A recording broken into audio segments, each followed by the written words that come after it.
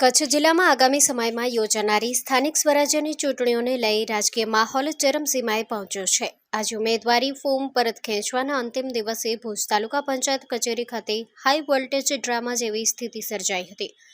Form પરત ખેંચવાની સમય મર્યાદા પૂર્ણ થાય તેના થોડા સમય પૂર્વે જ રાજકીય પક્ષો વચ્ચે ભારે ખેંચતાણ અને હંગામો જોવા મળ્યો હતો। ઘટનાની વિગત મુજબ એક રાજકીય પક્ષના કાર્યકરો દ્વારા અને પક્ષના ઉમેદવારને ફોર્મ પરત ખેંચવા માટે કચેરી ખાતે લાવવામાં આવતા મામલો વિચક્યો હતો। આ મુદ્દે વિવિધ પક્ષના કાર્યકરો અને આગેવાનો સામસામે આવી જતા કચેરી પરિસરમાં ભારે અફરાતફરી મચી ગઈ હતી। પરિસ્થિતિ વણસતી જોઈ ફરજ પરના પોલીસ કર્મચારીઓએ તાત્કાલિક હસ્તક્ષેપ કર્યો હતો અને પરિસરમાં એકત્રિત થયેલા તમામ રાજકીય અગ્રણીઓ તથા કાર્યકરોને બહાર ખસેડવાની ફરજ પડી હતી। વધતા તણાવને ધ્યાને રાખીને તંત્ર દ્વારા ફોર્મ પરત ખેંચવાની આગળની કાર્યવાહી બંધ બારણે પૂર્ણ કરવામાં આવી હતી। જોકે કચેરીની બહારના ભાગે લાંબા સમય સુધી રાજકીય ધમાસાણ જારી રહ્યું હતું।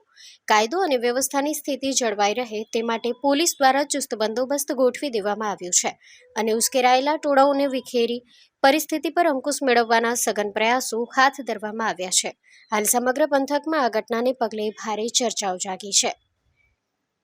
આજે ભુજ તાલુકા પંચાયતની સુખપર બેઠકની સીટનો કોંગ્રેસના ઉમેદવારને પોલીસ દ્વારા ધમકી આપી 2 દિવસથી આ લોકો ભારતીય જનતા પાર્ટીના આગેવાનો કિડનેપ કરી ગયા હતા।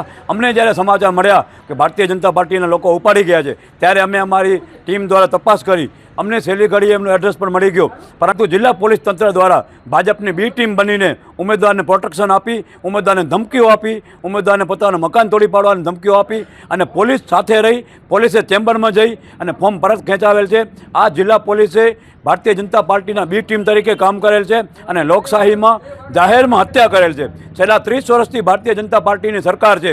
ભારતીય જનતા પાર્ટીને અંદેશો આવી ગયો છે, પ્રજામાં ખૂબ આક્રોશ છે, પ્રજા ખૂબ અમારા વિરોધમાં છે, મત અમને આપશે નહીં એટલે પોલીસને આગળ કરી પોલીસ પ્રોટેક્શન આપી અમારા ઉમેદવારને ધમકીઓ આપી અને સરા જાહેર લોકશાહીની હત્યા કરવામાં આવી છે, જેનો અમે સખત શબ્દોમાં વિરોધ કરીએ છીએ અને આગામી સમયમાં પોલીસ તંત્ર સામે પણ અમે દેખાવો કરી અને પોલીસ તંત્રનો પણ અમે લોકો વિરોધ કરીશું।